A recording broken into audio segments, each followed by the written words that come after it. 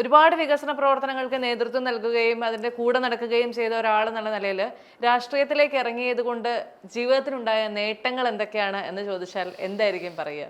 ജീവിതത്തിൽ, വ്യക്തി ജീവിതത്തിൽ എന്തെങ്കിലും നേട്ടമുണ്ടായി എന്ന് ഞാൻ കരുതുന്നില്ല.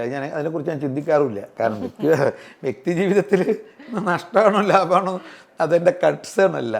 പക്ഷേ നമ്മുടെ ഈ പൊതുപ്രവർത്തന രംഗത്ത് നിറഞ്ഞു നിൽക്കാൻ, ഞാൻ നേരത്തെ പറഞ്ഞില്ലേ, എന്തെങ്കിലും ജനങ്ങൾക്ക് എന്തെങ്കിലും നന്മ ചെയ്യാൻ അത് കഴിഞ്ഞിട്ടുണ്ട് എന്ന ചാരിതാർത്ഥ്യം ഈ പൊതുപ്രവർത്തനത്തിൽ എനിക്കുണ്ട്. കാട്ടാക്കടയിലെ ജനങ്ങൾക്ക് വളരെ സർവസമ്മതനായ സ്വീകാര്യനായ ഒരു പ്രതിനിധിയാണോ ഇപ്പോൾ?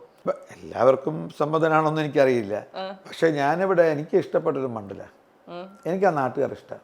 എല്ലാവരെയും കേരളത്തിലെ മൊത്തം ജനങ്ങൾ ഇഷ്ടമാണ്. പക്ഷെ പ്രത്യേകിച്ച് ഒരു കോൺസ്റ്റിറ്റ്യുവൻസി എന്നുള്ള നിലയിൽ കാട്ടാക്കടയിലെ, ഇനി അത് ഏത് പാർട്ടിക്കാരായാലും എനിക്ക് അവിടുത്തെ ജനങ്ങൾ ഇഷ്ടമാണ്. അതുകൊണ്ടാണ് 2011 മത്സരിച്ചതിന് ശേഷം 16-ലും 21-ലും അവിടെ തന്നെ മത്സരിക്കാൻ തീരുമാനിച്ചതും മത്സരിച്ചതും.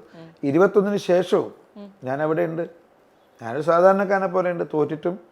തോറ്റിട്ടും കാട്ടാക്കടയോടൊപ്പം നിൽക്കാൻ തയ്യാറായി. അതുകൊണ്ട് ഇന്ന് പക്ഷേ ഞാൻ അത്രയും ചെലവഴിച്ചത് അവിടുത്തെ പ്രവർത്തകന്മാരുടെ പ്രവർത്തനം അത് വൃഥാവിലായിട്ടില്ല. അവിടുത്തെ പ്രവർത്തകന്മാരുടെ കഠിനാധ്വാനം, അവരുടെ കഠിനാധ്വാനമാണ്. അതിൻ്റെ കൂടെ ഞാൻ നിന്നു മാത്രമേ ഉള്ളൂ. അവരെ കഠിനാധ്വാനം പാഴായിട്ടില്ല.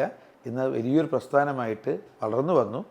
ഇനി ഈ 2026 നടക്കുന്ന നിയമസഭാ തെരഞ്ഞെടുപ്പിൽ കാട്ടാക്കടയിൽ താമര വിരിയും എന്നുള്ളത് തന്നെയാണ് ഞങ്ങൾ പ്രതീക്ഷിക്കുന്നത്.